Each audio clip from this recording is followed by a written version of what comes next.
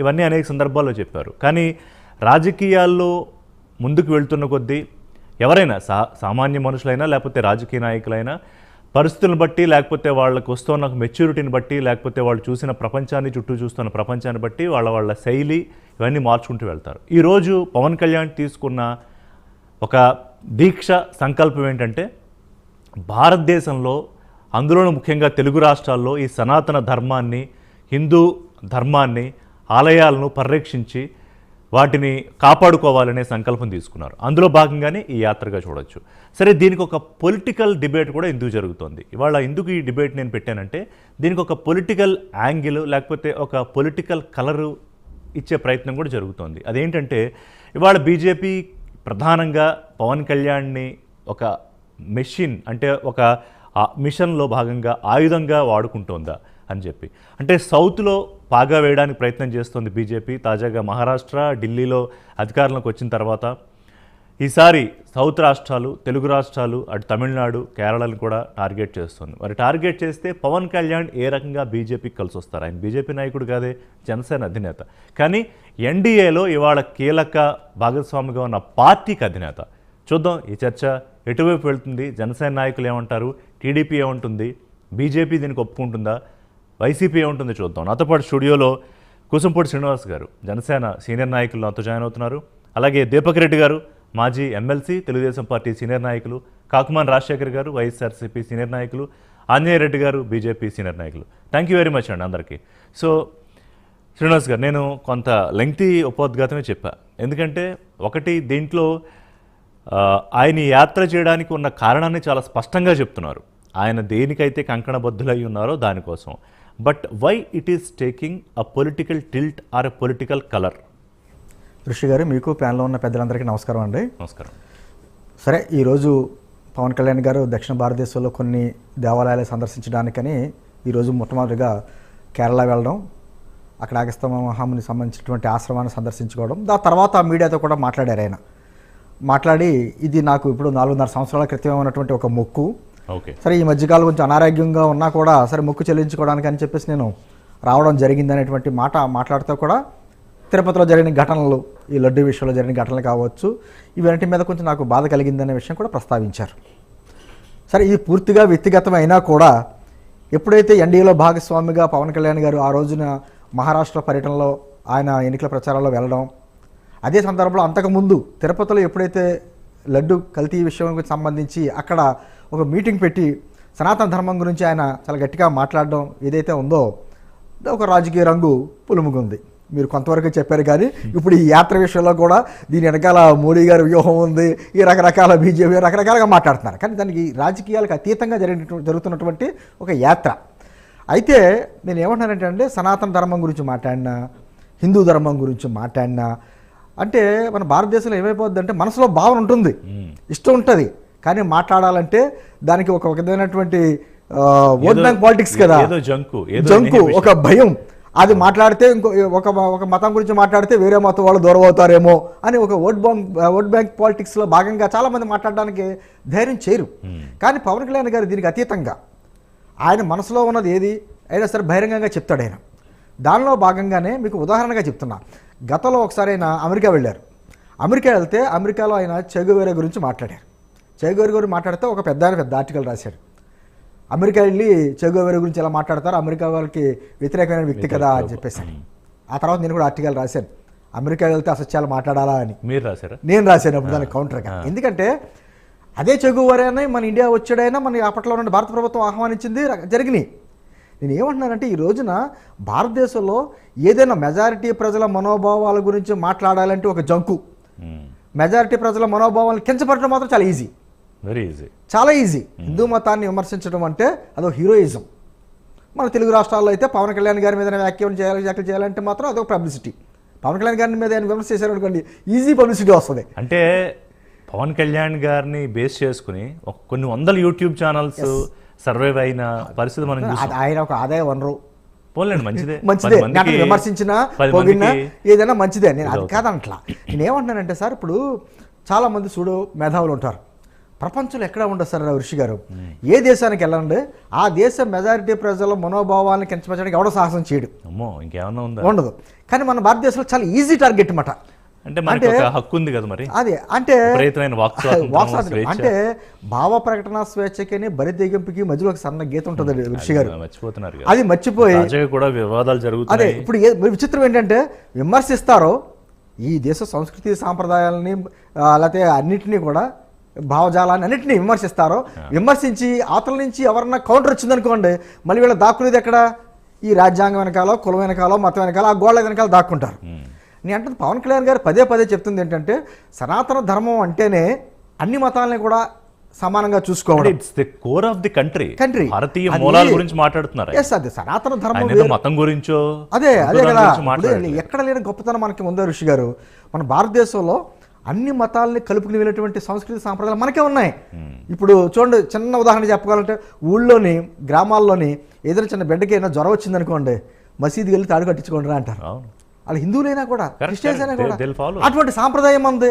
అయ్యప్ప స్వామి కొండకి వెళ్తున్నారంటే మొట్టమొదటిగా ఓవర్ స్వామి గుడి దగ్గర, మసీద్ దగ్గర కొబ్బరిగా కొట్టి వెళ్తారు. అవును. కడపలో దర్గాకి వెళ్ళేటువంటి హిందువుల మెజార్టీ ప్రజలు ఉంటారు. అంటే రొట్టెల పండక్కి ఇంత బ్యూటిఫుల్ గా నాకు తెలిసి ఏ దేశంలోనూ ఎక్కడ ఉండదు. ఎక్కడ జరగదు అటువంటి సాంప్రదాయం. అదే సనాతన ధర్మం. సనాతన ధర్మం వేరు, హిందూ ధర్మం అన్నది వేరువేరుగా ఉంటాయి. అయితే సనాతన ధర్మం ఎప్పుడు కూడా కాన్స్టెన్స్, అది మారదండి, అది అలాగే ఉంటుంది.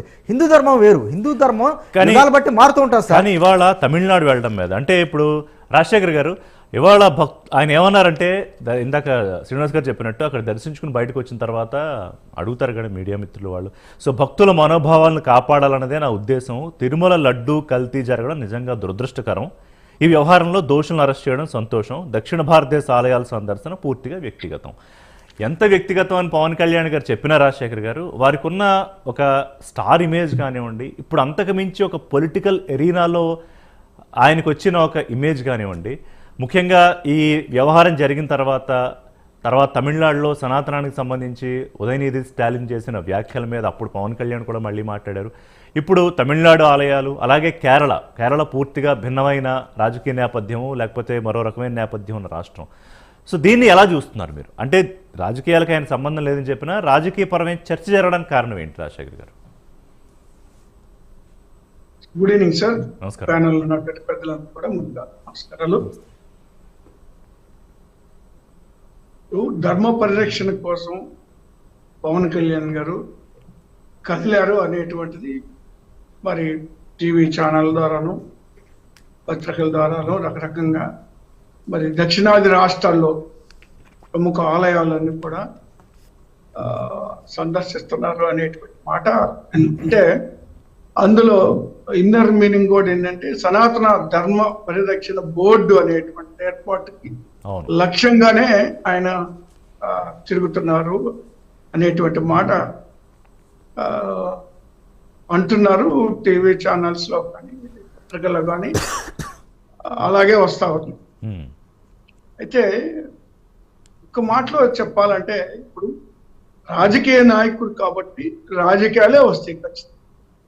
ఇప్పుడు ఆయన గతంలో ఎప్పుడు ఇలా గుళ్ళు గోపురాలు లేదా ఇలా గుడికి ఒక డ్రెస్ వేసుకొని వెళ్ళిన సందర్భాలు లేదా ఇప్పుడు మాట్లాడుతున్నటువంటి మాటలు ధర్మ పరిరక్షణ సనాతన బోర్డులు ఇలాంటివన్నీ ఎప్పుడు ఆయన నోట విన్న పరిస్థితులు లేవు. పవన్ కళ్యాణ్ గారి నోట ఏమి విన్నామంటే, నా కుటుంబానికి పర్టికులర్ సంబంధించి అంతా క్రిస్టియన్స్, నా వైఫ్ పిల్లలు కానీ అంతా దేవుణ్ణి నమ్ముకున్నారు, యేసుక్రీస్తు నమ్ముకున్నారు, నేను కూడా గుళ్ళకి వెళ్ళేవాడు అనేటువంటి కొన్ని ఫోటోలు కూడా రిలీజ్ చేశాడు ఎన్నికల ముందు.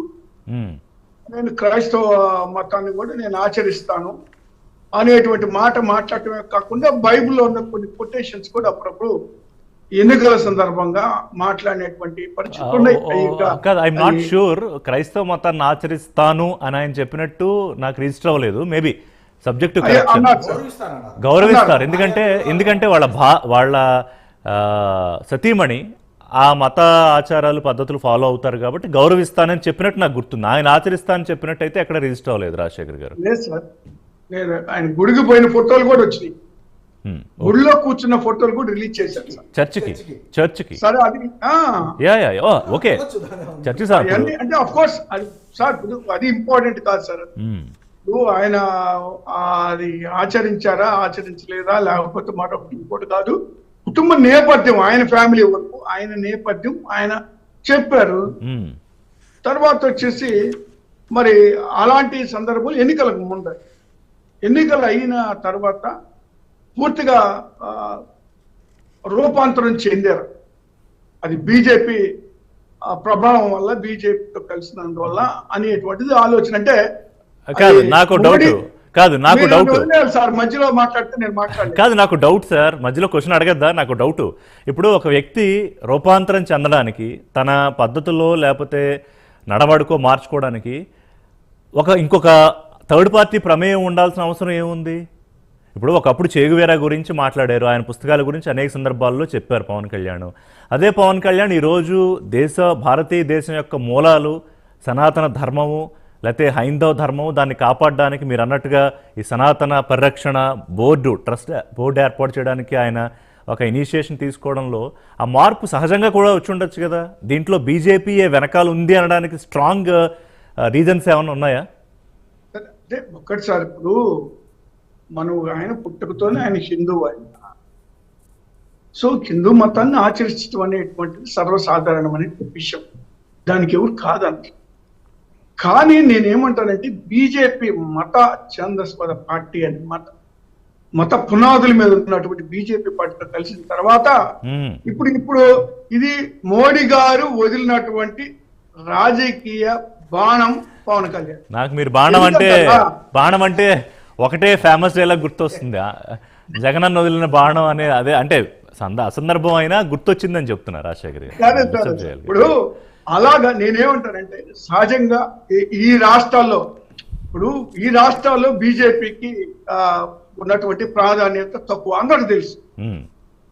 ఈ దక్షిణ రాష్ట్రాలు మొదటి నుంచి ఇదే రాష్ట్రాలకు అన్యాయం చేస్తుంది కేంద్రం బీజేపీ అని కూడా ఇదే పవన్ కళ్యాణ్ గారు ఆ రోజు మాట్లాడారు. మనకు అన్యాయం జరుగుతుంది దక్షిణ రాష్ట్రాలు, సో అది అలా ఉంచండి. అలాంటి సందర్భంలో బీజేపీ ఏంటంటే ఈయన ఒక పావుగా వాడుకుంటున్నారు అనేటువంటిది నా అభిప్రాయం. అయితే నేను ఇక్కడ చెప్పదలుచుకుంటే ఏంటంటే సార్, ఇప్పుడు సనాతన ధర్మమో లేకపోతే హిందూ పరిరక్షణో లేకపోతే ఇంకోటో అది వేరే విషయం సార్. ఇప్పుడు బీజేపీ పట్టు కోసం ఏదో ఒక విధంగా తంటాలు పడుతుంది అని అడ్డం పెట్టుకొని, సరే దానికి కూడా నేనేం కాదండి, ఎందుకంటే ఆయన ఒక బీజేపీ పార్టీ తోటి కలిసి ఉన్నారు, లేదా రేపొద్దున విలీనం చేసి బీజేపీలో తోటి అదే ఉండొచ్చు కూడా, ఈ పార్టీని విలీనం చేయొచ్చు కూడా. కాంగ్రెస్ పార్టీకి గతంలో విలీనం చేసినట్టు ఇది కూడా చేయొచ్చు, దాని ఏముంది, అది వదిలిపెట్టాయి. అది ఆయన వ్యక్తి. మధ్య రాజశేఖర్ గారు రాజకీయ జోస్యం కూడా చెప్తున్నారా? అదే జరిగింది గతంలో. వీళ్ళు చేస్తున్న నిర్వాహకమే నేను చెప్పాను కదా, ప్రజారాజ్యం పార్టీ ఏ విధంగా పోయిందో ఒక మంత్రి పదవికి, ఈయన కూడా కేంద్రంలో రేపు కీలకమైన పొజిషన్ కాదు. 2014లో ఒక నిమిషం పవన్ కళ్యాణ్ పొలిటికల్ కమిట్మెంట్ చెప్తాను నేను. 2014లో రాజకీయ పార్టీ పెట్టి ఆ వేళన్న పరిస్థితుల్లో పోటీ చేయకపోయినా అప్పుడు పార్టీలకు మద్దతు ఇచ్చి 5 ఏళ్ల పాటు పార్టీని నడిపించి ఏమీ ఆశించకుండా మళ్ళీ 2019లో విడిగా పోటీ చేసి ఆయనే స్వయంగా ఓడిపోయినా కూడా మళ్ళీ ఎక్కడ తొణక్కుండా బెణక్కుండా మళ్ళీ 5 ఏళ్ళు అంటే 10 ఏళ్ళు ఆయన పార్టీని ఒక రకంగా ప్రతిపక్షంలోనో లేకపోతే అధికార పక్షానికి దగ్గరగా ఉండి నడిపించి 2024లో 100% స్ట్రైక్ రేటు, భారతదేశంలో మొట్టమొదటిసారి 21 ఎమ్మెల్యేలు 2 ఎంపీలు కదండి, 2 ఎంపీలు పోటీ చేసి గెలిచిన స్ట్రైక్ రేట్ పవన్ కళ్యాణ్కి ఉంది. సో అంటే ఆ నిబద్ధతని కమిట్మెంట్ని ఇవాళ మీరు సింపుల్గా బీజేపీలో విలీనం అంటే నాకేం జర్నలిస్ట్గా ఏమో రేపు ఏం జరుగుతుందో తెలియదు, కానీ ఆ నిబద్ధత కమిట్మెంట్ అనేది మనం ప్రత్యక్షంగా చూస్తున్నాం పవన్ కళ్యాణ్ తాలూకా పొలిటికల్ కమిట్మెంట్ని. సో ఆన్ దిస్ నోట్ నేను ఒకసారి బీజేపీ మీరు అన్నదానికి బీజేపీ రియాక్షన్ ఓకే అంటే మా దీపక్ రెడ్డి గారు కూడా వెయిట్ చేస్తున్నారు, ఒకసారి మాట్లాడారు, అందరితో ఒక రౌండ్ మాట్లాడారు. దీపక్ రెడ్డి గారు ఉంటారు కానీ సరే సార్, ఇప్పుడు ఒక్కటి సార్ నేను అంటే మీరు చెప్పింది స్ట్రైక్ రేటు, మరి అదే స్ట్రైక్ రేటు ఒంటరిగా పోటీ చేసినప్పుడు 2 చోట్ల ఎందుకు ఓడిపోయారు? అప్పుడు ప్రజలు ఓడిపోయారు. అది ఇప్పుడు ఏంటంటే 3-4 కలిసి లేకపోతే గెలవలేని పరిస్థితులు ఈ పార్టీ కొన్ని ఒంటరిగా వచ్చి గెలిస్తే మీరు చెప్పినట్టుగా నేను ఒప్పుకుంటాను, దానికి ప్రజలు కూడా లేదా ఎవరైనా హర్షిస్తారు. సరే కేవలం కూటమి వచ్చిన తర్వాతే బీజేపీకి అయినా 4 సీట్లు రావడమో, లేకపోతే జనసేనకి రావడమో, లేదా తెలుగుదేశం పార్టీ అధికారంలోకి రావడమో. కాదు, నిజంగా రాజశేఖర్ గారు మీరు పొలిటికల్ గా ఏదో కామెంట్ చేయాలి చేశారు కానీ అంతే. పవన్ కళ్యాణ్ తాలూకా పొలిటికల్ ఫేస్ పొలిటికల్ స్టామినా కాదు కాదు పొలిటికల్ స్టామినా కంపారిటివ్లీ 2019 నుంచి 2024 వరకు ఎంత పెరిగిందో మీకు తెలుసు. ఓకే, ఐ అగ్రీ డెఫినెట్లీ మీరు అన్నదానికి. తెలుగుదేశము, జనసేన, బీజేపీ కూటమిగా ఏర్పడిన తాలూకా బలం మీరు ఊహించిన స్థాయిలో వెళ్ళిపోయింది, గెలుపు ఆ స్థాయిలో వచ్చింది. కానీ పవన్ కళ్యాణ్ ఆయన పార్టీ అసలేమీ ఎదగలేదు అంటే మాత్రం I'm not ready to agree. Sir నేను ఎదగలేదు అని చెప్పలేదు సార్, నేను ఎదగలేదు అంటలేదు సార్. మీరు ఇచ్చిన కామెంట్ కి, మీరు ఇచ్చినటువంటి హైప్ కి ఒంటరిగా గెలిస్తే దానికి కరెక్ట్ గా సూట్ అవుతుంది. ఎనీవే, నాకు అది కాదు, నేను స్టక్ అయిన పాయింట్ ఏంటంటే ఆంజనేయ రెడ్డి గారు మోడీ వదిలిన బాణం అంటే బీజేపీ కీలక నేత, దేశంలో ఇవాళ అగ్రనేత మోడీ వదిలిన బాణం పవన్ కళ్యాణ్, ఆయన్ని పావుగా వాడుకుంటున్నారా? ఇంకా ముందుకెళ్ళి రాజశేఖర్ గారు ఏదో పార్టీ విలీనం అని కూడా, మరి రాజశేఖర్ గారు నాకు తెలిసేమి ఆస్ట్రాలజీ అవి చూడరు, లేదా పొలిటికల్ గా జోస్యం ఏమన్నా చెప్తున్నారా? I don't know. గతానుభవాలు sir. Anjan Reddy garu, I need your comment on this.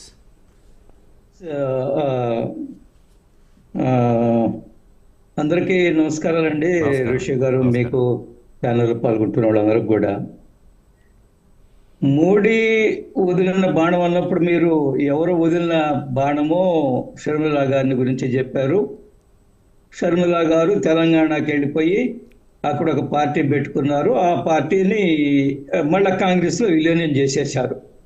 Bus ఆ విలీనం చేసే చరిత్ర రాజశేఖర రెడ్డి కుటుంబానికే చెందుతుంది. ఒకటి. రెండవది, ఆంధ్రప్రదేశ్లో కూడా అప్పుడప్పుడు కొన్ని వార్తలు వస్తున్నాయి, అవసరం వస్తే వైసీపీని కాంగ్రెస్లో విలీనం చేయొచ్చు అని కూడా వార్తలు వస్తాయి. జరుగుతుందో జరగదో నాకైతే తెలియదు. కాబట్టి విలీనం ప్రస్తావనకు వచ్చినప్పుడు ఈ ప్రస్తావనలో కూడా మనం ఈ విషయాలు కూడా మనం ప్రస్తావించుకోవాలి. ఒకటి. రెండోది, ఋషి గారు 2014 తర్వాత ఈ దేశంలో హిందువుల యొక్క ఆత్మగౌరవము, నేను హిందువులని చెప్పుకునే ఆర్గ్యుమెంటేటివ్ హిందూ వచ్చాడు ఈరోజు. ఇంత ముందు రోజుల్లో హిందూ అంటే అదేదో అవమానకరంగా, అది చెప్తే ఏమనుకుంటారో, నన్ను కమ్యూనల్ అనుకుంటారో, లేదా మతత్వవాదిని అనుకుంటారో, లేదా ఇంకేదేదో హిందువులంతా కూడా ఇది అది అని చెప్పుకునే భయం నుంచి ఈరోజు 2014 తర్వాత మోడీ గారు వచ్చిన తర్వాత ఈరోజు టుడే మనము ప్రతి హిందువుని గర్వంగా భావిస్తున్నారు. ఆర్గ్యుమెంటేటివ్ హిందూగా తయారవుతున్నాడు. ఆరోపణ వచ్చినప్పుడు వాదనలకు కూడా దిగుతున్నారు ఈరోజు భారతదేశంలో. అది ఒక గుణాత్మకమైన మార్పు అనే విషయంలో ఎటువంటి అనుమానం లేదు. ఒకటి. రెండవది, ఈరోజు మార్పు ఇప్పుడు మన జగన్మోహన్ రెడ్డి గారు కూడా ఆయన ముఖ్యమంత్రిగా ఉన్నప్పుడు ఆయన చాలా గుళ్ళకి వెళ్ళాడు. అది కూడా నరేంద్ర మోడీ గారు తీసుకొచ్చిన మార్పేనా? నరేంద్ర మోడీ గారు వదిలిన బాణమా? ఆయన జెరూసలేం చర్చికి వెళ్ళారు. ఆయన అనేక సందర్భాల్లో చెప్పారు, నేను 4 గోడల మధ్య వాక్యం చదువుకుంటాను, బైబుల్ చదువుకుంటానని చెప్పారు. ఎవరికి కూడా అభ్యంతరం లేదు. ఆయన ఒక క్రిస్టియన్ గా ఉన్నారు. అదే సమయంలో గుళ్ళకు కూడా వెళ్ళారు. ప్రతి సంవత్సరం ఆయన ముఖ్యమంత్రిగా ఉన్నప్పుడు టీటీడీకి వెంకటేశ్వర స్వామికి పట్టు వస్త్రాలు సమర్పించడానికి వెళ్ళారు. బహుశా టీటీడీ ఆనవాయితీ ఏమిటంటే ఎవరు పట్టు వస్త్రాలు సమర్పించడానికి వెళ్ళినా ఆ పక్కన వారి భాగస్వామి ఉంటుంది. అంతకుముందు ఉన్న అందరు చైర్మన్లు కూడా వారు భాగస్వాములు ఉండేవాళ్ళు. కానీ మొట్టమొదటిసారిగా ఒక ముఖ్యమంత్రి, వీరి తండ్రి గారు కూడా ఆయన పట్టు వస్త్రాలు సమర్పించడానికి వెళ్ళినప్పుడు విజయం ఎప్పుడు ఆయన పక్కన ఉండేది కాదు. జగన్మోహన్ రెడ్డి గారి పక్కన కూడా వారి శ్రీమతి ఉండేది. కారణాలు ఏమిటో అందరికీ తెలుసు ఎందుకు ఉండడం లేదు. సరే, అది వాళ్ళ ఇష్టము. టీటీడీ యొక్క నిబంధనలు లేదా టీటీడీ అయితే నా పాయింట్, మోడీ వదిలిన బాణము ఇక్కడ సదరన్ స్టేట్స్ లో బీజేపీ బలపడాలి అనుకునే విషయంలో పవన్ కళ్యాణ్ ని ఒక భారతదేశంలో వెపన్ గా వాడుతున్నారా ఈ రోజు? లేదా నేనేమంటున్నట్టే, ఈ భారతదేశంలో ఉండే 140 కోట్ల మంది పౌరులు ఈ రోజు మోడీ గారిని అభినందిస్తున్నారు. మోడీ గారి అంబుల పొదిలో విల్లులు బాణాలు కావడానికి సిద్ధంగా ఉన్నారు దేశం కోసము, ఒక పవన్ కళ్యాణ్ గారే కాదు. కాబట్టి మీరు చెప్పకనే చెప్తున్నారు Pavan is a missile of powerful missile of honourable prime minister Modi. Sir Rahul Gandhi garu అనేక గుళ్ళకెళ్ళి నేను జనోదారి హిందువులను చెప్పుకున్నారు. మోడీ వలన ఆ మార్పు చేశారు వచ్చింది. మీరు అట్లాగా దానికి అనివార్యంగా. ఇప్పుడు ఏమిటి? కాదు, కేజ్రీవాల్ కూడా హనుమాన్ జై హనుమాన్ అన్నాడు, హనుమాన్ చాలీసా అంటే అందరూ ఆ దోవలోకి రాక తప్పలేదు. వీడియోలు మీకు పంపిస్తాను, రిషి గారు కేజ్రీవాల్ వీడియోలు మీకు పంపిస్తాను. 2 రకాల స్టేట్మెంట్లు ఆయన ఇచ్చున్నారు. ఆయన ఒకసారి ఏం చెప్పాడంటే నాకు దేవుడి మీద నమ్మకం లేదన్నాడు. రెండోసారి ఏం చెప్పంటే చిన్నప్పటి నుంచి హనుమాన్ భక్తుడని కూడా చెప్పుకున్నారు. నేను చిన్నప్పటి నుంచి నాస్తికుడు అన్నాడు ఒక వీడియోలో. ఆ చర్చకు పోవద్దు. మనం నేనేమంటున్నా అంటే ఎవరైనా ఈ రోజు ఇక్కడ ఈ దేశంలో దురదృష్టం ఏంటంటే అన్ని మతాలు సమానం అంటారు, కానీ కొన్ని మతాలు మాత్రం ఎక్కువ సమానం అంటారు. All are equal but some people are more equal. All religions are equal but some religions are more equal. నా చర్చ ఈ రోజు కాదు ఆంజనేరెడ్డి గారు మతాల గురించో కులాల గురించో కాదు. పవన్ కళ్యాణ్ గారి యాత్ర ఈ రోజు ఏదైతే ఆయన వ్యక్తిగతం అని చెబుతున్న యాత్ర లేదు, ఇది ఒక పొలిటికల్ బ్యాక్డ్రాప్ ఉంది యాత్రకి. ముఖ్యంగా తమిళనాడు, కేరళలో ప్రధానమైన ఈ టెంపుల్స్ ఎంచుకోవడానికి అక్కడ రాజకీయంగా బీజేపీకి ఉన్న ఒక పరిస్థితికి గతంలో ఆయన ఈ కల్తీ నెయ్యి వ్యవహారంలో చేసిన కామెంట్స్ లింక్ పెడుతున్నారు. ఒకటి శ్రీనివాస్ చాలా స్పష్టంగా చెప్పారు. ఆయన ఎప్పుడో 4-5 నెలల కిందటే ప్లాన్ చేసుకున్నారు. కొన్ని కారణాల వల్ల ఆయన preoccupied with his ministerial position or ministerial responsibilities వెళ్ళలేకపోయి ఈ రోజు వెళుతున్నారు. అది ఆయన వ్యక్తిగత ఇష్టము. ఆయన సూటు బూట్ వేసుకొని పోవడంలా చాలా ఎటువంటి వస్త్రాలలో వెళ్తున్నారు. మనందరం కూడా వస్త్రాలలో వెళ్తున్నారు. వెరీ ట్రెడిషనల్ అటైర్ లో ఆలయానికి ఎలా వెళ్ళాలో అలా వెళ్తున్నారు. ఆయన వ్యక్తిగతంగా వారి అబ్బాయితో, ఆయన స్నేహితులు, వాళ్ళ టీటీడీ బోర్డు మెంబర్స్ తోటి వెళ్తున్నారు. అది ఆయన వ్యక్తిగత విషయం. అది ఆయన కొన్ని ఆలోచనతో వెళ్తున్నారు. ఒకటి రెండోది ఆయన సనాతన బోర్డు ఏర్పాటు చేయాలని అనేక రోజులుగా డిమాండ్ చేస్తున్నారు. ఎందుకంటే ఈ దేశంలో సనాతన ధర్మాన్ని నిందించడము, డిమాండ్ కాదు. ఒక నిమిషం బోర్డు గురించి మాట్లాడదాం. దీపక్ రెడ్డి గారు థ్యాంక్స్ ఫర్ వెయిటింగ్ అండి patiently almost for 20 minutes more than. So Deepak Reddy గారు మీరు ఎట్లా చూస్తున్నారు? మీ కూటమి భాగస్వామి జనసేన అధినేత ఇప్పుడు ఆబ్వియస్గా ఆంధ్రప్రదేశ్లో జోడుగుర్రాలు చంద్రబాబు నాయుడు గారు, పవన్ కళ్యాణ్ గారు అధికారంలోకి రావడంలో కానివ్వండి, వాళ్ళ ప్రభుత్వాన్ని నడిపించడంలో కానివ్వండి. సరే, ఏవో 2 రోజుల నుంచి చిన్నవి వింటున్నాను నేను. మీరు కొంచెం క్లారిటీ ఇస్తారంటే సీఎం ఏదో నిన్న అన్నారని మాట్లాడాలని ట్రై చేస్తే వారికి ఒంట్లో బాగాలేదు, దొరకలేదు. కానీ ఆయన ఇవాళ యాత్రకి వెళ్ళారంటే క్యాబినెట్ భేటీకి, కార్యదర్శుల సమావేశానికి హాజరు కాలేకపోయారు. మనోహర్ గారు లేదంటే బాగా బ్యాక్ పెయిన్ ఉంది అని చెప్పి అంతకుముందు ఆయనకి స్పాండిలైటిస్ ప్రాబ్లం తోటి కాస్త ఇబ్బంది పడ్డారని. బట్ ఇవాళ యాత్రకి అయితే వెళ్ళారు అని దాని మీద రకరకాల మీడియాలు రకరకాల వ్యాఖ్యానాలు చేస్తున్నాయి, మీరు చూసే ఉంటారు. But what happened exactly and ఈ యాత్ర మీద మీ పర్వ్యూ ఏంటి, మీరు ఎట్లా చూస్తున్నారు? నమస్కారం అండి అందరికి. నమస్తే అండి. వాస్తవంగా నేను ప్రెస్ లో చదివింది ఏంటి అని అంటే it is a personal trip. Pavan Kalyan garu కొడుకుతో పాటు పోతున్నారు అని చెప్పినారు. సో అందుకని తెలుగుదేశం పార్టీ అధికార ప్రతినిధిగా నేను ఐ కెనాట్ కామెంట్. ఎందుకంటే వాటి గురించి జనసేనకు సంబంధించిన స్పోక్స్ పర్సనే కామెంట్ చేయగలగాలి. కానీ మన పర్సనల్ నోట్ మీరు నన్ను కామెంట్ చేయమంటే నేను I can put one thought process in the front. Okay, ఇప్పుడు మనం చూస్తే దక్షిణాదిలో కొంచెం బీజేపీ వీక్ గానే ఉంది అన్ని రాష్ట్రాలు, ఒక కర్ణాటక వదిలిపెట్టి. సో మీరు చూస్తే మోదీ గారు పవన్ కళ్యాణ్ గారికి ఇచ్చే సపోర్ట్ అండ్ పవన్ కళ్యాణ్ గారి కామెంట్స్ గతంలో మీరు చూస్తే నెక్స్ట్ 10 సంవత్సరాలు కూడా చంద్రబాబు నాయుడు గారు ఇక్కడ ముఖ్యమంత్రిగా కొనసాగుతారు అని చెప్పిన కామెంట్స్, ఇవన్నీ ఓవరాల్ మనము ఒక బేరంజీ వేసుకుంటే బహుశా పవన్ కళ్యాణ్ గారు దక్షిణాదిలో ఒక బీజేపీకి ఒక ఫ్రంట్ అండ్ ఫేస్ లాగా కాబోతుండారేమో అనే ఒక డైరెక్షన్ కనపడతా ఉంది అని మాత్రము ఆన్ పర్సనల్ నోట్ నేను చెప్పొచ్చు. ఎందుకనంటే ఒక రాష్ట్రంలో చేసే పని కన్నా ఇది ఇంకా గొప్ప పని, దక్షిణాది రాష్ట్రాల్లో ఫోకస్ చేయొచ్చు. అండ్ మోర్ ఓవర్ మీరు చూస్తే గత 75-77 సంవత్సరాలు మనకు స్వాతంత్రం వచ్చినప్పటి నుంచి కొంచెం ఇన్డెప్త్ గా స్టడీ చేస్తే ఏ విధంగా గత కాంగ్రెస్ ప్రభుత్వము మన దేశ సంస్కృతిని, సనాతన ధర్మాన్ని, హిందువుల్ని ఏ విధంగా దెబ్బతీస్తా వచ్చిందో చూస్తే ఇప్పుడు మేలుకోకపోతే బహుశా మనం దెబ్బతినిపోతాము. ఎందుకనంటే ప్రపంచంలో ఉండే ఏకైక హిందూ దేశము ఒక భారతదేశమే. సో ఈ దేశంలో కూడా ఏమన్నా జరిగితే మనం వేరే దేశాలకు పోయే అవకాశం లేదు. అదే ముస్లింలకి దాదాపు 57 దేశాలు ఉన్నాయి, క్రిస్టియన్లకి 80 దేశాలు ఎన్నో ఉన్నాయి, కానీ హిందువులకు ఉండేది ఇది ఒకటే దేశం. సిస్టమాటిక్ గా మనకి ఇండిపెండెన్స్ వచ్చినప్పటి నుంచి మన ధర్మం పైన, మన సమాజం పైన, మన సంస్కృతి పైన అనేక విధాలుగా దాడులు జరుగుతూ ఉన్నాయి. ఒక సింపుల్ ఎగ్జాంపుల్, ఇప్పుడు వక్ఫ్ బోర్డులో మీరు ఎప్పుడు ఎన్ని సంవత్సరాల క్రితము ఉన్నా కానీ మీరు భూమి క్లెయిమ్ చేయొచ్చు అని అన్నారు. కానీ అదే హిందూ దేవాలయాల్ని 1947 తర్వాత క్లెయిమ్ చేయలేరు అని చెప్పి రూల్ తెచ్చినారు. అంటే ఒకే దేశంలో ఒకరికి ఏంటంటే 1947 కట్ ఆఫ్ డేట్ పెట్టినారు, వేరే ముస్లిం సమాజానికి మాత్రం కట్ ఆఫ్ డేట్ పెట్టకుండా వాళ్ళు 200 సంవత్సరాలు కానీ 400 సంవత్సరాలు 500 సంవత్సరాల క్రితం కూడా క్లెయిమ్ చేయొచ్చు అని పెట్టినారు. ఇది ఒక ఎగ్జాంపుల్. ఈ విధంగా చెప్పాలంటే ఒక 20-30 ఎగ్జాంపుల్స్ నేను ఇవ్వగలుగుతాను. లక్కీగా ఒక యాక్ట్ పాస్ కాలేదండి, ఈ కమ్యూనల్ వైలెన్స్ యాక్ట్.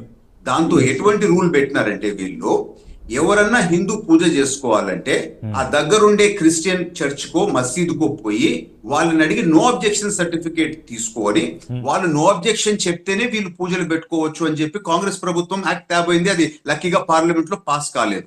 సో ఈ విధంగా గత 75 సంవత్సరాలు కాంగ్రెస్ చేసిన ద్రోహము హిందూ సమాజానికి, భారత సంస్కృతికి చెప్తా పోతే కడుపు మండిపోద్ది.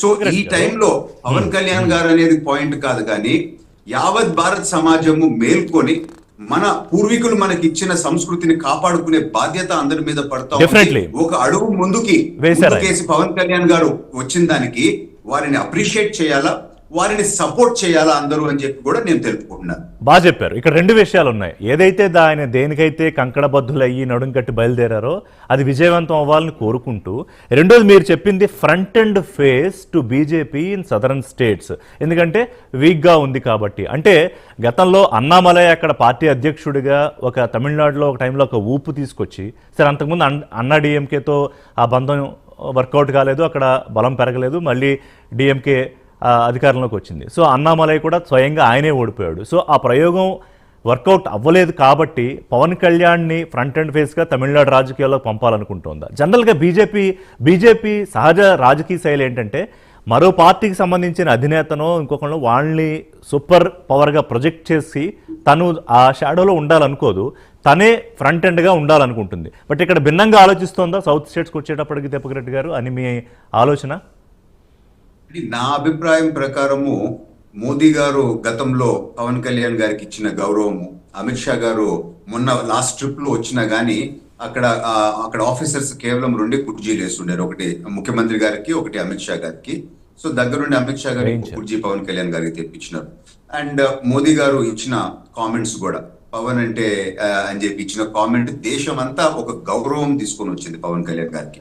సో బీజేపీకి ఒక నమ్మకము పవన్ కళ్యాణ్ గారి మీద ఉంది, ఒక బాధ్యత కూడా వారి మీద పెడుతుంది. నాకు తెలిసి ఆయన వేరే పార్టీ అని చెప్పి బీజేపీ అనుకోవటం లేదు, బీజేపీతో పాటు అని అనుకుంటున్నారు అని నేను భావిస్తున్నాను.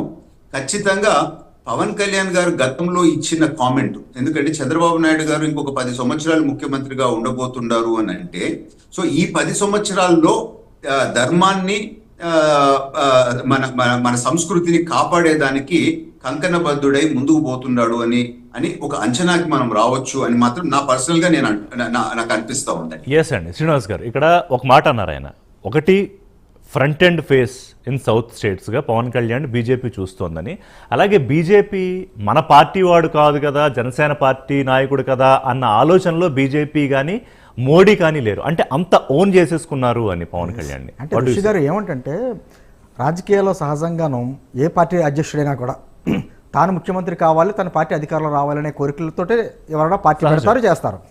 కానీ రాజకీయాలకు అతీతంగా రాష్ట్రం బాగుండాలి, ప్రజలు బాగుండాలి, అదే సందర్భంలో దేశం కూడా, అంటే రాష్ట్ర ప్రయోజనాలు, దేశ భవిష్యత్తు రెండు కళ్ళగా భావించేటువంటి వ్యక్తి కాబట్టి పవన్ కళ్యాణ్ గారు కేంద్రంలో ఉన్నటువంటి నరేంద్ర మోదీ గారి నాయకత్వం మీద ఒక పూర్తి నమ్మకం, అదే సందర్భంలో రాష్ట్రంలో కూడా ఇక్కడ చంద్రబాబు గారికి అనుభవం కూడా కావాలి కాబట్టి ఈ 2 చోట్ల ఒక జోడింజన్ ఉంటారు కదా, డబుల్ ఇంజిన్ సర్కారు వస్తే అటు దేశానికి మంచిది, ఇటు రాష్ట్రానికి మంచిది అనే భావంతో మొదటి నుంచి ఆయన ఉన్నారు. ఎక్కడా కూడా తన వ్యక్తిగతం అనేది మాట ఎప్పుడు రాదు పవన్ కళ్యాణ్ గారికి. తనకి అది కావాలనుకుంటే ఏది కావాలంటే ఏది దొరకదండి.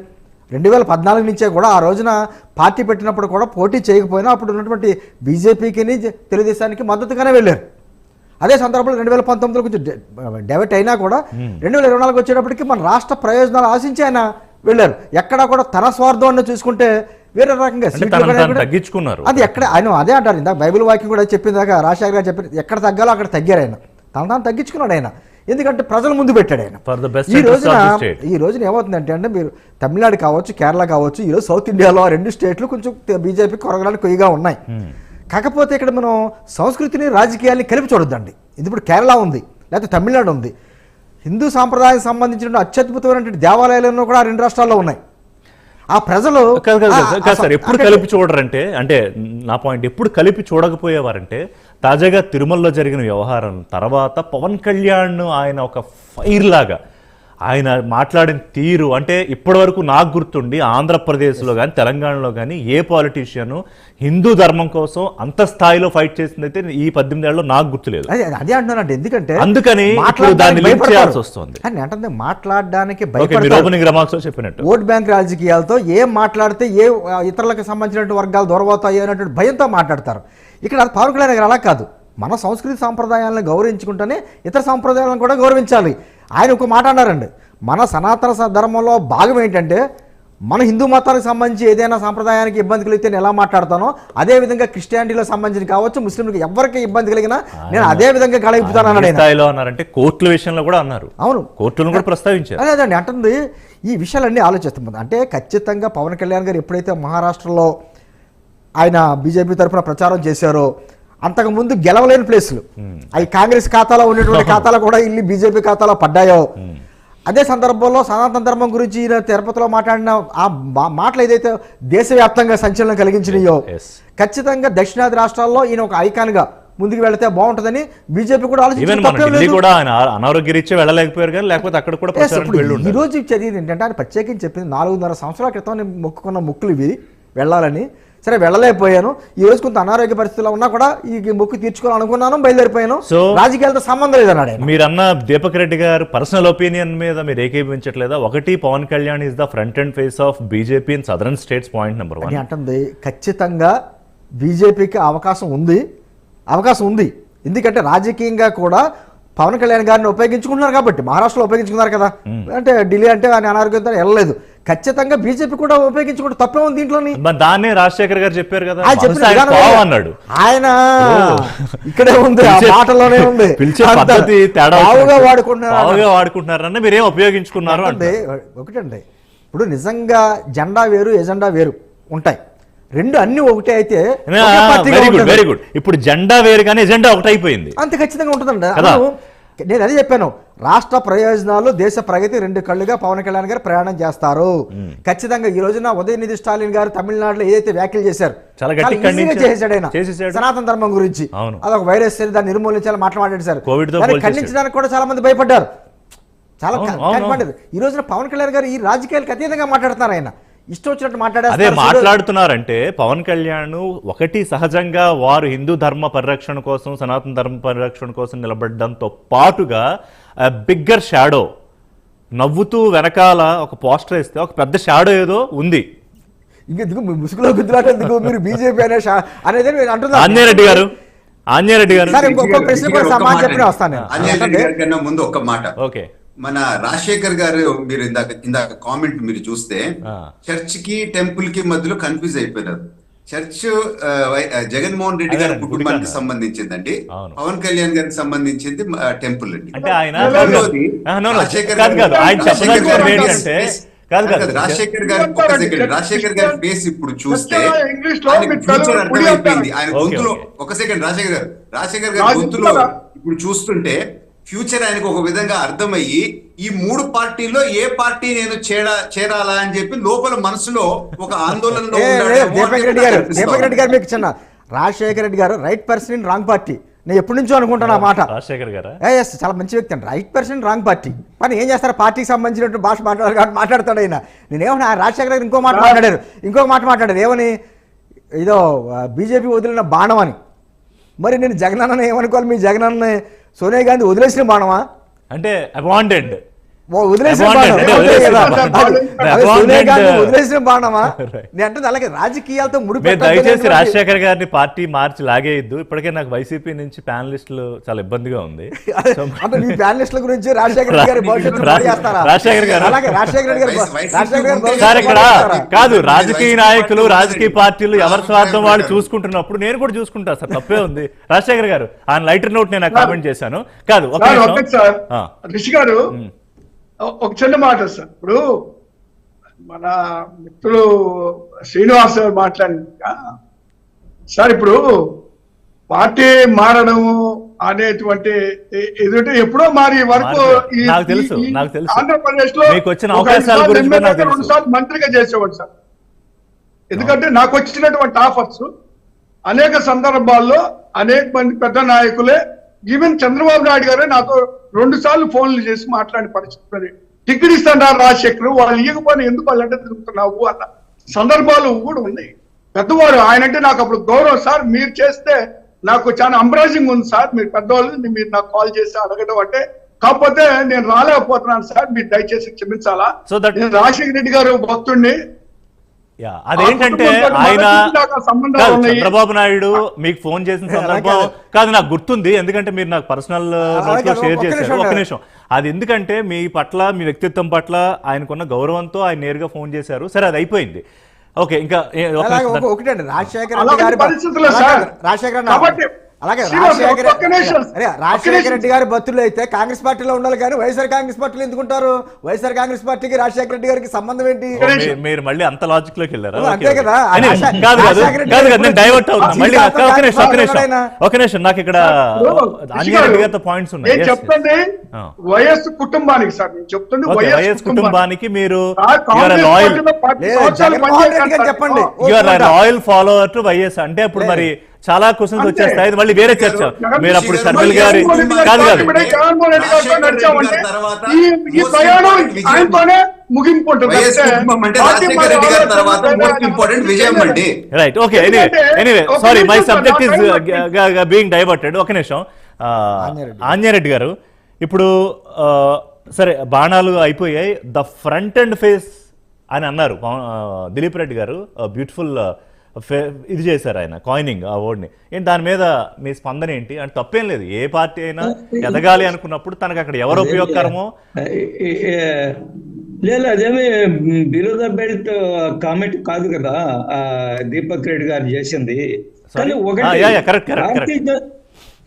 భారతీయ జనతా పార్టీకి ఈ రోజు దేశం, మొన్న చూశారు అసెంబ్లీ ఎలక్షన్లు, ఢిల్లీలో చూశారు, మహారాష్ట్రకి పవన్ కళ్యాణ్ గారు కూడా వచ్చారు, ఆ ఎలక్షన్లు కూడా జరిగాయి.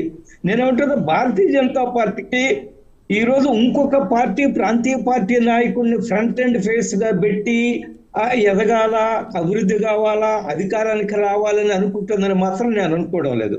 బట్ పవన్ కళ్యాణ్ గారు ఈరోజు భారతీయ జనతా పార్టీ ఒక నమ్మకమైన మిత్రుడు,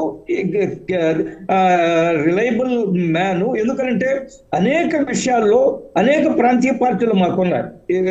మేము వాటితోటి పనిచేస్తున్నాం. ఉదాహరణగా బీహార్లో ఉన్నాము. బీహార్లో కొన్ని విషయాల్లో అక్కడుండే ముఖ్యమంత్రి నితీష్ కుమార్ గారు కూడా విభేదించున్నారు కొన్ని విషయాల్లో బీజేపీని. కొన్ని ఐడియాలజికల్ ఇష్యూస్ వచ్చినప్పుడు, ఉదాహరణకి ఈ యొక్క కులగణన విషయంలో కానివ్వండి, మిగతా కొన్ని విషయాల్లో ఆయన సొంత నిర్ణయాలు ఉన్నాయి. బట్ ఇక్కడ పవన్ కళ్యాణ్ గారి దగ్గరికి వచ్చేటప్పటికి పవన్ కళ్యాణ్ గారు ఆల్మోస్ట్ బీజేపీ ఆలోచన విధానానికి దగ్గర ఉంటాడు. ఎందుకంటే ఆయన యొక్క వ్యక్తిగతము, ఆయన సహజంగానే భక్తుడు, గుళ్ళుకి వెళ్తుంటాడు, భక్తి ఎక్కువగా ఉంది. ఒకటి, రెండోది దేశం పట్ల అపారమైన ప్రేమ, ప్రజల పట్ల. కేవలం ఆంధ్రప్రదేశ్ కాదు, భారతదేశము, భారతదేశ సంస్కృతి, సాంప్రదాయాలు, విలువలు, చరిత్ర పట్ల అపారమైన గౌరవం ఉంది పవన్ కళ్యాణ్ గారికి. అందువల్ల సహజంగానే భారతీయ జనతా పార్టీ పవన్ కళ్యాణ్ గారు is more closer than any regional. Okay, అది ఓకే. కానీ బీజేపీ, ఇప్పుడు బీజేపీ ఒకటి ఆంజనేయ రెడ్డి గారు, బీజేపీ ఒక నిమిషం రాజశేఖర్ గారు, బీజేపీ ఒక నిమిషం రాజశేఖర్ గారు, బీజేపీ రాజకీయం ఏ రకంగా చేస్తుంది? బీజేపీ ఏదన్నా ఒక స్టేట్ మీద ఫోకస్ చేస్తే వాళ్ళ యంత్రాంగం ఏ రకంగా పనిచేస్తుంది? ఆర్ఎస్ఎస్ ఏ రకంగా మిషన్ సక్సెస్ అయ్యేదాకా మిషన్ సక్సెస్ అయ్యేదాకా నిద్రపోదు, ఇవన్నీ మనకు తెలుసు. అలా ఇప్పుడు వారు చేసింది ఏంటంటే సౌత్ స్టేట్స్, ముఖ్యంగా తమిళనాడు, మీకు ఇప్పుడు మొన్నటిదాకా ఢిల్లీ అందని ద్రాక్ష ఈరోజు దొరికింది, అక్కడ మీరు ఎలా కొట్టాలో టార్గెట్ చేశారు, కొట్టేశారు. ఇప్పుడు తెలుగు రాష్ట్రాలు, సరే తెలంగాణలో కొంతవరకు అవకాశం ఉన్నదాన్ని కూడా గతంలో చేజార్చుకున్నారు. ఆంధ్రప్రదేశ్లో ప్రత్యేక పరిస్థితి, కానీ తమిళనాడు, కేరళ ఈ రెండు సేమ్ మీకు కొరకరాని కొయ్యలు, ఇందాక వారి భాష చెప్పాలంటే. సో అక్కడ పవన్ కళ్యాణ్ గారు కీలకం కాబోతున్నారా? ప్రస్తుతానికి ఎన్డీఏ భాగస్వామిగా రేపు పొద్దున్న ఏదైనా జరగచ్చు. డ్రై ఏరియాస్, అందులో ఏ అనుమానం లేదు. కేరళలో మేము మొట్టమొదటిసారిగా ఒక లోక్సభకు మా అభ్యర్థి గెలిచారు, సురేష్ గోపి గారు కేంద్ర మంత్రిగా ఉన్నారు. ఇప్పుడు తమిళనాడులో మాకు 4 అసెంబ్లీ సీట్లు ఉన్నా కూడా మేము అన్నాడీఎంతో కలిసి పోటీ చేసినప్పుడు 4 అసెంబ్లీ సీట్లు ఉన్నాయి. ఒకటి. రెండోది, తమిళనాడులో కూడా మాకు చాలా పెద్ద పాపులర్ అన్నామలై గారి రూపంలో చాలా ప్రజాకర్షణ గల నాయకుడు ఉన్నారు. ఆయన తమిళనాడు అంతా కూడా పాదయాత్ర చేశారు. ఆయన భారతీయ సంస్కృతి, హైందవ ధర్మము, భారతదేశ గొప్పతనాన్ని విషయంలో ఆయన ఎవరికి తీసిపోరు. ఆ విలువ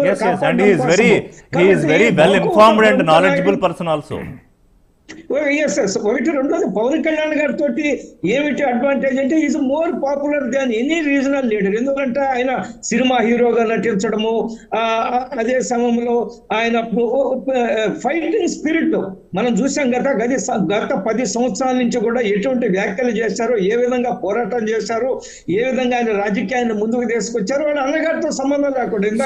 so Anjay Reddy garu, I can understand. అంటే ఇప్పుడు Anna DMK plus Annamalai plus Pavan Kalyan equation తమిళనాడులో లేదా లెటర్ సి.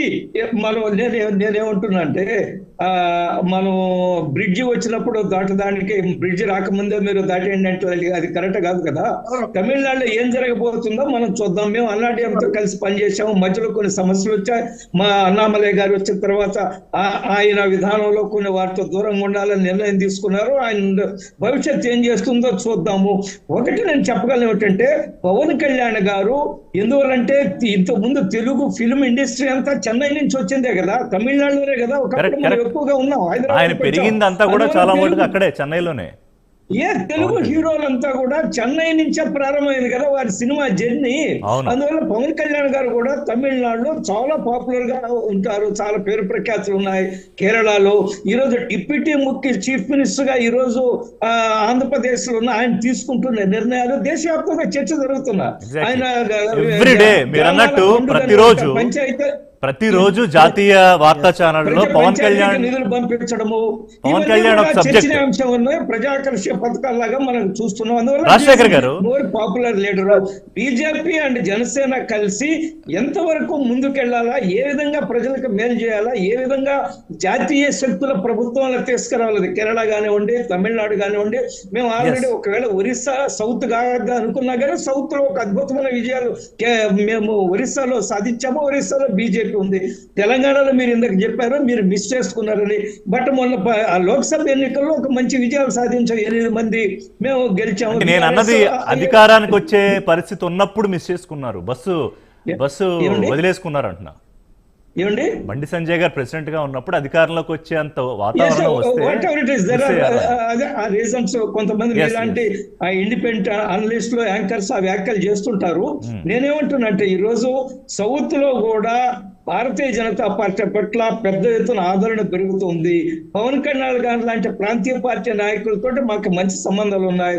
పవన్ కళ్యాణ్ గారి మీద వ్యక్తిగతంగా ప్రధానమంత్రి గారికి కానీ, అమిత్ షా గారికి కానీ, కేంద్ర జాతీయ పార్టీ కేంద్ర నాయకులు కూడా పవన్ కళ్యాణ్ గారి మీద చాలా విశ్వాసం ఉంది. ఎందుకంటే ఆయన చిత్తశుద్ధి, నిజాయితీ, ప్రజాకర్షణ ఇవన్నీ చూసినప్పుడు వారు కూడా ఒక మంచి నాయకుడు, వారి యొక్క సహాయము సహకారం తీసుకోవాలా, వారికి తగిన గౌరవం ఇవ్వాలని కేంద్ర పార్టీ ఇప్పుడు పవన్ కళ్యాణ్ తాలూకా ఒక చరిష్మా బలం ఖచ్చితంగా కావాలి, అందులో ఏం సందేహం లేదు. రాజశేఖర్ గారు ఇప్పుడు ఏంటంటే ఆ మిజైల్ అక్కడ అటు తమిళనాడులోను కేరళలోను తిరిగినంతసేపు పర్వాలేదు, తిరిగి మళ్ళీ ఇలా వెనక్కి తిరిగి ఆంధ్రప్రదేశ్లో ఏదైతే ఆయన రాజకీయాలు చేస్తున్నారో అక్కడ వైఎస్ఆర్సీపీని మళ్ళీ తిరిగి కోలుకోలేని దెబ్బ కొట్టడానికి ఉండే అవకాశాల గురించి చర్చ జరుగుతోంది. ముఖ్యంగా ఇందులో నేను సోషల్ ఇంజనీరింగో లేకపోతే సామాజిక వర్గాలు అంటలా, because everything is open now. ప్రధానంగా మీకు గతంలో కొమ్ము కాసిన కాపు కమ్యూనిటీ ఈరోజు మొత్తం ర్యాలీ అయిపోతున్న పరిస్థితి, తిరిగి మిమ్మల్ని పుంజుకోనివ్వకుండా చేసే పరిస్థితి, అత్యధిక జనాభా ఉన్న బీసీలు గతంలో మీతో ఉన్న వాళ్ళు కానివ్వండి, ఎస్సీ కమ్యూనిటీ ఓట్లు కానివ్వండి, ఇవన్నీ కూడా స్లోగా మీ నుంచి దూరం అయిపోయి, ముఖ్యంగా ప్రధానంగా Kapu community will be rallying after Pawan Kalyan 100%. అప్పుడు ఏంటి వైఎస్ఆర్సీపీ పరిస్థితి? సార్ ఇప్పుడు రిషి గారు, రాజకీయాల్లో ఏ పార్టీకి ఏ కులమో ఏ మతమో ఏ వర్గమో అనుకూలంగా ఎప్పుడు ఉంటారు అనేటువంటిది భ్రమ. ఎందుకంటే మనం 14-19 చూస్తే మరి చంద్రబాబు నాయుడు గారిని గెలిపించారు కదండి, అవును, అధికారంలోకి తీసుకొచ్చారు కదా. మరి ఎందుకు అదే వర్గాలు మళ్ళీ 19 ఎన్నికల్లో తీసుకురాలేకపోతే సమీకరణలు మీరు ఒక్క ఛాన్స్ అడిగారు కదా, ఒక్క ఛాన్స్ తో కొట్టిపడేశారు. చెప్తాను సార్, నన్ను కొద్దిగా మాట్లాడిస్తే చెప్పండి. ఇప్పుడు మార్పు అనేటువంటిది మనం అధికారంలో ఉన్నప్పుడు మనం చేసినటువంటి మేలులో మంచో చెడ్డ రకరకాల ఫ్యాక్టర్స్ ఈ మధ్య కాలంలో ఈ కులాలు మతాలు అనేటువంటిది ఎక్కువైపోయిన మాట వాస్తవమే. కానీ ఇదే కులాలు ఇదే మతాలు ఇదే వర్గాలు ఎన్నో ఆశలు పెట్టుకొని వీళ్ళకి అవకాశం ఇచ్చిందండి. ఒకసారి చూడండి, బీజేపీ కూడా 2 సీట్ల నుంచి 300 పైన సీట్లు ఎలాగ వచ్చినాయండి? అంతే, రాజకీయాల్లో మార్పులు చేర్పులు జరుగుతూ ఉంటాయి, కానీ నిత్యం జరుగుతుంటది. కాబట్టి మళ్ళీ మేము ఖచ్చితంగా రేపు 29 ఎన్నికల్లో మళ్ళీ మేము అధికారంలోకి వస్తాం. 27 జమిలి జరిగితే 27 జమిలి జరిగినా సరే ఏ జరిగినా రాబోయే ఎన్నికల్లో మేము ఖచ్చితంగా వస్తాం అనేటువంటి నమ్మకం మాకు కాన్ఫిడెన్స్ ఉంది. అయితే ఇక్కడ ఏంటంటే సార్, నేను ఒక చెప్పదలుచుకున్నాను సార్, కళ్ళగంట తప్పులేదు సార్ రాజశేఖర్ గారు, మధ్యలో మాట్లాడకండి. మీరు కళ్ళగంటలో తప్పులేదు అంటున్నాను, నేను మీకు సపోర్ట్ చేస్తున్నాను. ఎందుకంటే ఆశ ఉండాలి కాబట్టి ఆయన అలా కళ్ళగంటున్నారు, తప్పలేదు. మీ నాయకుడు ఇచ్చినటువంటి అంటే జగన్ 2.0 తాలూకా బూస్టర్ ఇది. అంటే ఆయన ఏదైతే మొన్న మీతో మాట్లాడుతూ జగన్ 2.0 ఎలా ఉండబోతుంది, 30 ఏళ్ళ అధికారంలోకి మనమే ఉంటామని చెప్పిన తాలూకా కాన్ఫిడెన్స్ తో అలా మాట్లాడుతున్నారు రాజశేఖర్ గారు. సార్ ఇప్పుడు కనీసం ఒక పార్టీని స్థాపించి 14 సంవత్సరాలు ఒక ఎమ్మెల్యే కూడా గెలవనటువంటి పవన్ కళ్యాణ్ గారు వాళ్ళని ఆయన నిలబడ్డ అన్ని సీట్లు గెలిచి ఆయన డిప్యూటీ సీఎం అయ్యి ఉన్నటువంటి సందర్భంలో వైఎస్ఆర్ కాంగ్రెస్ పార్టీ మొట్టమొదటి నుంచి అంతో ఎంతో వస్తా ఉన్నాం కదండి. మొదట్లోనే మాకు 67 సీట్లు వచ్చాయి, అవును, మళ్ళీ మొన్న 11 వచ్చాయి. మళ్ళీ రాబోయే రోజుల్లో ఖచ్చితంగా ఇప్పుడు ఈ పొలిటికల్ అప్ అండ్ డౌన్స్ ఉంటాయి. కాబట్టి నేను ఒక మాట ముందు చెప్పదలుచుకోండి సార్, ఆ విషయం వదిలేదు. ఖచ్చితంగా ప్రజల్లో సార్ ఇక్కడ ఇచ్చేది ఎవరో ఏదో తీసుకొస్తానో ఎవరో ఏదో చేస్తానో అయ్యే పనులు కాదు, ఎవరు మాట కాదు. ప్రజలకి మనం ఇచ్చిన వాగ్దానాలు నెరవేర్చకపోతే ఇప్పుడే ప్రజలు తిరుగుబాటు. కానీ పవన్ కళ్యాణ్ ఆయన పార్టీ, జనసేన పార్టీ రోజు రోజుకి బలపడుతున్న పరిస్థితి, ఆయనకి ప్రధానంగా దేశంలో అధికారంలో ఉన్న ముఖ్యమైన నాయకుడు అయిన మోదీ లాంటి ఒక బలమైన సపోర్టు ఇవన్నీ ఉండగా, అండ్ తెలుగుదేశం పార్టీ అనుభవజ్ఞుడైన చంద్రబాబు నాయుడు దాదాపు వాళ్ళిద్దరూ ఒక ఆప్తమిత్రులు లేకపోతే ఒక మంచి రిలేషన్ కలిగి ప్రభుత్వాన్ని నడిపిస్తున్న పరిస్థితుల్లో కూటమిని కాదు అని చెప్పి అధికారంలోకి రావడం రాకపోవడం అనేది తెలియదు. రాజకీయాల్లో ఏదైనా జరగచ్చు, అవి డైనమిక్గా ఉంటాయి. కానీ ఏంటి ఆ కాన్ఫిడెన్స్ ఏంటో చెప్పగలరా జస్ట్ వెరీ క్విక్ గా? సార్ కాన్ఫిడెన్స్ ఏంటి సార్, మోడీ గారు అంత శక్తివంతుడు కదా, అంత బలవంతుడు కదా ఈ దేశంలో, ప్రపంచ దేశాల్లోనే ఆయన ఇది ఉంది కదా.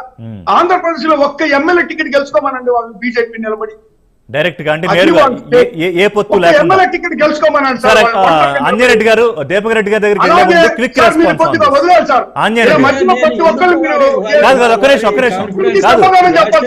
మీరు అన్నదానికి ఆయన ఏం చెప్తారు?